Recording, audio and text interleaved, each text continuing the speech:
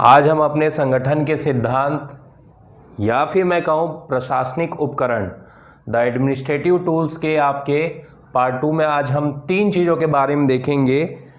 3 महत्वपूर्ण जो आपके सिद्धांत या उपकरण हैं। पहला है कोऑर्डिनेशन यानी कि समन्वय। सेकंड है आपका प्रत्यायोजन डेलीगेशन। और थर्ड है पर्यवेक्षण यानी कि सुपरविज़न, है ना। इसके पहले के पार्ट 1 में हमने जो प्रशासनिक सिद्धांत रहे, जो बहुत क्लासिकल प्रिंसिपल्स भी माने जाते हैं हमारे लोक प्रशासन में, जिसमें हम हायरार्की सिस्टम यानी कि पद सोपान को देखे थे। दूसरा था आपका आदेश की एकता और तीसरा था आपका स्पान ऑफ कंट्रोल यानी नियंत्रण का दायरा। ठीक है, एज ए शॉर्ट वर्ड्स में ही ये ज़्यादा आपके पार्ट आते हैं।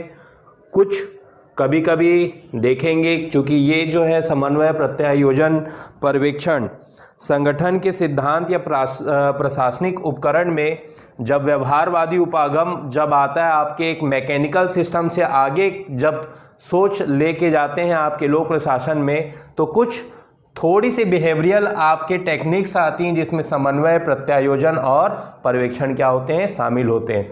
चलिए तो 1 बाय 1 हम देखेंगे, हर एक टूल्स या प्रिंसिपल्स में देखेंगे। तो पहले क्या है ये चीज़ आपको पता होना चाहिए, कुछ उसके कैरेक्टरिस्टिक्स जैसे हमने पहले के सिद्धांत में देखे।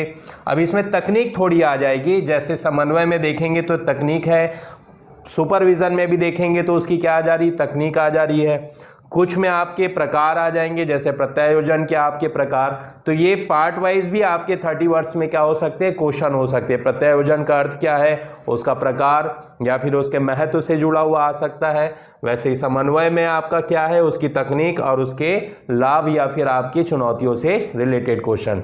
तो चलिए हम सबसे पहले देखते हैं अपने समन्वय यानी कि कोऑर्डिनेशन को। ठीक, आप एक शब्द सुनते होंगे हमेशा, निजी प्रशासन या फिर सरकारी प्रशासन में भी देखेंगे, या हम जो एक मोटिवेशनल या बहुत अच्छे एस्पेक्ट में यानी कि एक पॉजिटिव थॉट्स में अगर आप देखेंगे, एक शब्द आता है टीम वर्क। ठीक, सरकारी प्रशासन में तो है ही आज के समय में, लेकिन अगर आप निजी प्रशासन के क्षेत्र में देखेंगे तो ये टीम वर्क बहुत इफेक्टिव माना जाता है। बड़ी बड़ी कंपनीज जो रहेंगी आपके संगठन, ऑर्गेनाइजेशन या एजेंसी, अगर आप देखेंगे टीम वर्क के बहुत ज़्यादा क्या करती है, आपके प्रयास करती, एफर्ट लाती है। पूरे ऑर्गेनाइजेशन या संगठन के आपके हर एक सदस्य के अगर उसकी क्षमताओं को अगर आप टीम वर्क में बदल देंगे तो उसे हमें क्या होगा, दुगना लाभ होगा। ठीक है, उसी को लोक प्रशासन या संगठन के सिद्धांत या उपकरण में अगर आप देखेंगे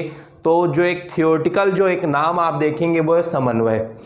शुद्ध हमारे बोलचाल की भाषा में कहे तो तालमेल। देखिए ये लोक प्रशासन की टेक्निक है, लेकिन आप इसको अपने पर्सपेक्टिव से वहां पर क्या कर सकते हैं, प्रेजेंट कर सकते हैं। लेकिन बहुत ही ज़्यादा काम चलाओ बातों से भी आपको रिप्रेजेंट नहीं करना। टीम वर्क एक अच्छा क्या हो सकता है, शब्द हो सकता है।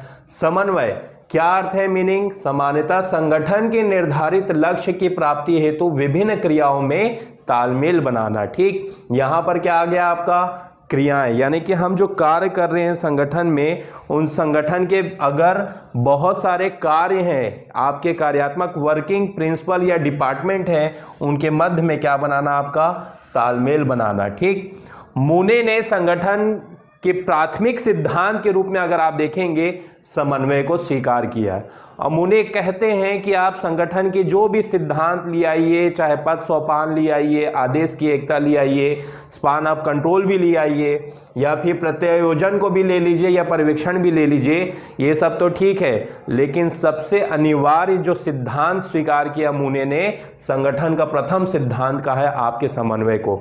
ये दर्जा याद रखेगा, समन्वय का सभी संगठन के सिद्धांतों में इन सब में देखेंगे तो आपका पहला दर्जा स्वीकार किया जाता है समन्वय को। आप जितने भी सिद्धांत लागू कर दीजिए या उपकरण या तकनीक ले आइए प्रशासन में, अगर आपका समन्वय वहां पर अधूरा रह गया तो सभी आपके जितने भी एफर्ट्स हैं आपके संगठन के लक्ष्य को लेने के लिए, वो वहीं पर क्या हो जाएंगे, बेकार हो जाएंगे। ठीक, तो संगठन के निर्धारित लक्ष्य को प्राप्त करने के लिए विभिन्न क्रियाओं में तालमेल बैठाना या बनाना ही क्या कहलाता है, आपका समन्वय कहलाता है। एक बहुत सिंपल और शॉर्ट में आपको क्या करना है, डेफिनेशन को याद रखना है। ठीक, अब इसके अगर महत्व में अगर कोई भी इनिशियल थिंकर्स का अगर आप नाम देना चाहेंगे तो वहां पर आप बिल्कुल मूने को वहां पर आप रखिए, जिसने कहा है कि समानता ये आपका संगठन का पहला सिद्धांत है। ठीक है, मूने के अनुसार क्या है, ये संगठन का प्रथम सिद्धांत है। न्यूमैन ने भी कहा है इसमें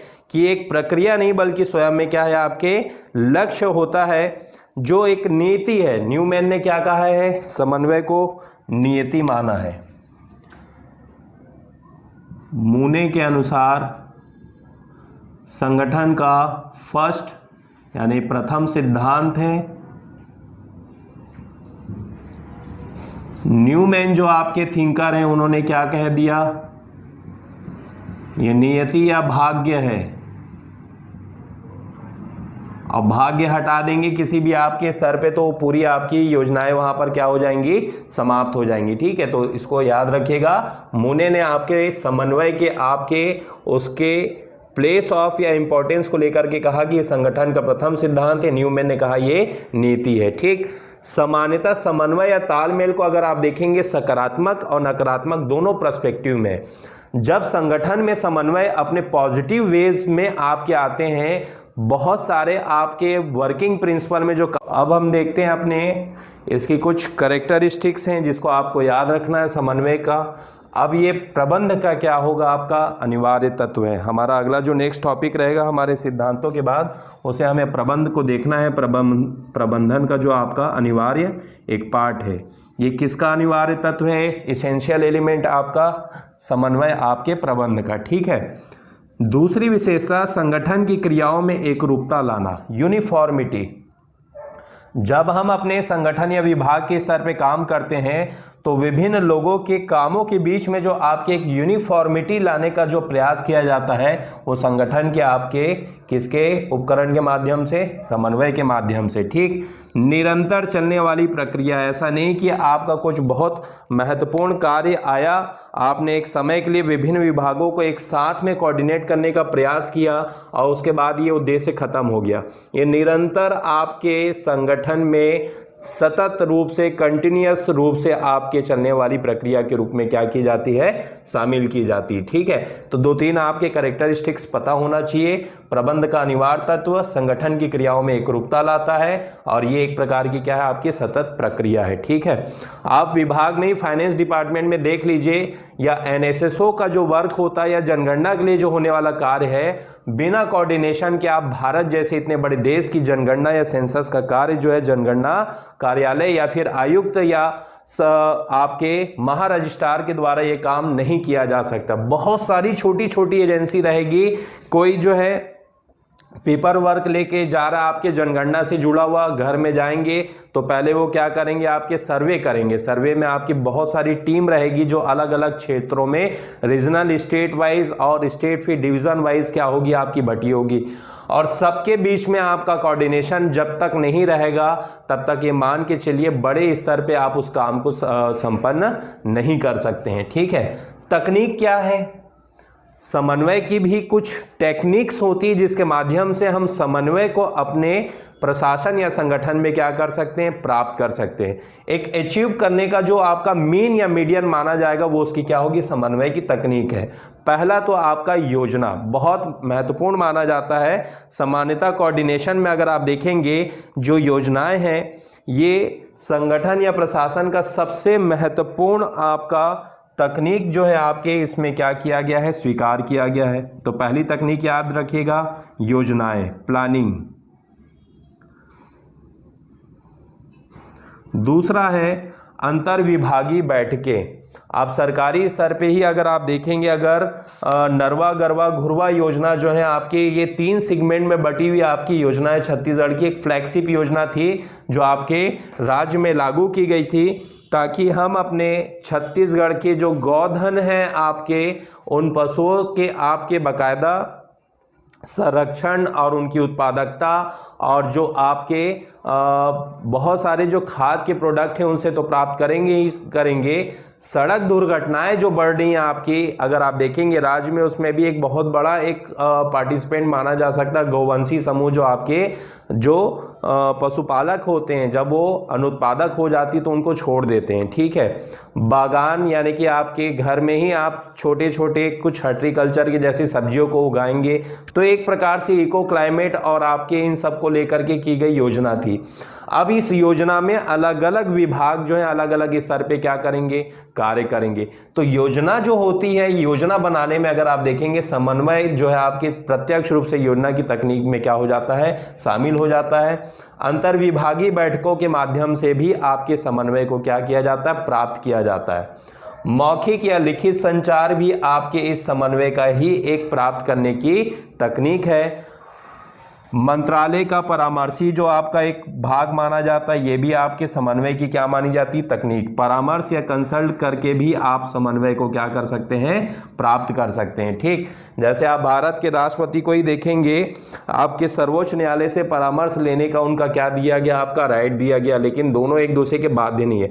अगर विधि के संबंध में कोई भी राष्ट्रपति अगर अध्यादेश भी आ रहा है, उसके संबंध में अगर सर्वोच्च न्यायालय से अगर वो परामर्श ले रहे हैं, तो एक प्रकार से वो क्या हो जाएगा, आपका समन्वय ही माना जाएगा। क्योंकि विधि के क्षेत्र में सर्वोच्च अगर देखेंगे आपके न्यायालय में भारत का जो आपका सुप्रीम कोर्ट का दर्जा माना जाता है, और कोई भी अध्यादेश अगर आ रहा तो उसके संदर्भ में आपके राष्ट्रपति क्या करेंगे, उनसे समन्वय लेंगे। तो ये औपचारिक तकनीक है समन्वय को प्राप्त करने की। कुछ अनौपचारिक तकनीकें भी होती हैं जो विभागीय स्तर पे बड़े बड़े आप देखेंगे मैनेजमेंट लेवल पे की जाती है, पार्टीज होती हैं, ठीक है। रात्रिकालीन जो पार्टीज होती है, ये भी एक क्या है, कोऑर्डिनेशन का माध्यम माना जाता है, जिसमें अगर कोई बहुत बड़ा संगठन है, जैसे अर्जुना में ही देखेंगे आपके कई ऐसे ओकेशन आते हैं, हमारे रूल है संगठन में, चूंकि बहुत बड़ा संगठन यानी कि 1000 संख्या में तो नहीं मान सकते, लेकिन लगभग 250-300 जो कर्मचारी अलग अलग स्तर पे काम करते हैं, पब्लिकेशन हो गया, क्लास हो गया, मैनेजमेंट हो गया। अगर किसी के भी बर्थडे या पार्टीज रहती है तो सामान्यतः एक सर्कुलर जाता है आपके व्हाट्सएप के माध्यम से कि फला फला व्यक्ति का आप बर्थडे है, आप आइए यहाँ पर, बाकायदा आपके केक की क्या रहेगी, व्यवस्था रहेगी, एक छोटी सी क्या होती है, आपकी पार्टी होती है। तो इसके माध्यम से पब्लिकेशन वाले भी जुड़ जाते हैं, क्लासेस के भी, मैनेजमेंट और जो आपके विज्ञापन से जुड़े हुए सोशल मीडिया की जो टीम है अर्जुना की, ये भी सब एक साथ मिल करके एक दिन क्या कर लेते हैं, हम बात कर लेते हैं। तो तालमेल बैठ जाता है आपके अलग अलग विभागों के माध्यम से। अनौपचारिक क्या होंगी, इसकी तकनीक होंगी। लाभ क्या मिला हमें समन्वय से? संगठन में जब आप समन्वय की तकनीक को लागू करते हैं तो हमें पहला लाभ मिलता है अपव्यय को रोकना।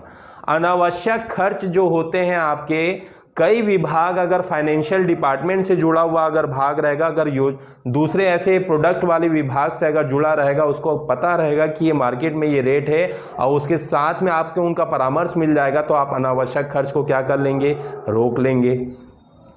कार्य के दोहराव से रक्षा होती है, बहुत जरूरी है। ना केवल एक विभाग का दूसरे विभाग के आपके काम में टकराव होगा, बल्कि एक ही काम को दोबारा जो है विभाग जो है आपका करने से उससे क्या हो जाएगा, बच जाएगा। कार्य के दोहराव या कार्यों में टकराहट की जो आपकी जो इसमें समस्याएं होती वो नहीं मिलती। कार्य का महत्व जो होता है आपका बढ़ जाता है। इसमें समन्वय में अगर आप देखेंगे लाभ जो मिलता है, कोई भी व्यक्ति अगर एक समन्वय के अंतर्गत दूसरे डिपार्टमेंट से कार्य कर रहा है तो कार्य के महत्व की प्रासंगिकता क्या होती है, संगठन में बढ़ती है। बाधाएं हैं व्यवहार की अनिश्चितता, उचित पद्धति की तकनीक की कमी। यह व्यवहार जो है आपके नेतृत्वकर्ता यानी कि नेता या प्रबंधक के आपके व्यवहार की बात की जा रही है। अगर कोई भी नेता या फिर प्रबंधक है, उसका व्यवहार जो है, उसकी सोच जो है संकीर्ण है और वो खुद ही सर्वे सर्वा हर कार्य को करने का अपना एक वो लेना चाहता है, वेटेज लेना चाहता है, तब समन्वय नकारात्मक हो जाएगा। इस चीज को याद रखिएगा। समन्वय सकारात्मक तभी होगा जब प्रबंधक या नेता का व्यक्तित्व जो है आपका थोड़ा क्या होगा, आपका सरल होगा, सकारात्मक होगा और बहुआयामी स्तर पे सोचने पे उसकी क्या होगी, आपकी क्षमता होगी, तब वो टीम वर्क में रहेगा। नहीं तो अगर नेता प्रबंधक का अगर व्यवहार या उसकी सोच, उसकी कुशलता अगर कम है तब ये समन्वय जो है नकारात्मक हो जाएगा और काम के श्रेय लेने की होड़ क्या हो जाएगी, किसी एक व्यक्ति में बढ़ जाएगी। ठीक, उचित पद्धति व तकनीक, अगर समन्वय को अगर टेक्नोलॉजिकल बेस पे भी अगर आप स्थापित करना चाह रहे हैं, अगर वो टेक्नोलॉजी का आपको ज्ञान नहीं है, कौशल नहीं है, तो आप समन्वय से क्या हो जाएंगे, वहाँ पर उसका लाभ नहीं ले पाएंगे। तो व्यवहार की अनिश्चितता के साथ साथ आपको याद रखना है, उचित तकनीक या कौशल की कमी से हमें समन्वय का नकारात्मक प्रारूप दिखाई देगा। ये इसकी क्या है, आपकी सीमाएं हैं या फिर बाधाएं